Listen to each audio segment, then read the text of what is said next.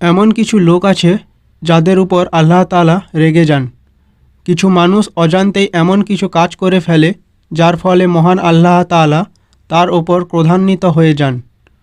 আসুন তাহলে জেনে নেওয়া যাক যে সেই কাজগুলো কি যেগুলো করলে আল্লাহ রেগে যান। প্রথম কাজটি হলো মা বাবাকে দুঃখ কষ্ট দেওয়া। যদি কোনো ব্যক্তি তার মা বাবাকে কষ্ট দেয় তাহলে আল্লাহ ওই ব্যক্তির ওপরে রেগে যান। নবীজি বলেছেন, মা বাবার সন্তুষ্টির মধ্যে আল্লাহর সন্তুষ্টি, আর মা বাবার অসন্তুষ্টির মধ্যে আল্লাহর অসন্তুষ্টি। দ্বিতীয় কাজটি হলো অসংযত ও বিদ্বেষমূলক কথাবার্তা বলা।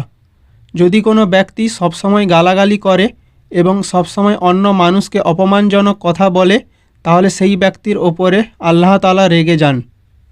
তৃতীয় কাজটি হলো ইসলাম থেকে বিমুখ হওয়া। যদি কোনো লোক ঈমান আনার পরেও আবার আল্লাহকে অস্বীকার করে এবং আবার কুফরি করে তাহলে আল্লাহ ওই ব্যক্তির ওপরে রেগে যান। চতুর্থ কাজটি হলো কোনো মুমিন ব্যক্তিকে হত্যা করা।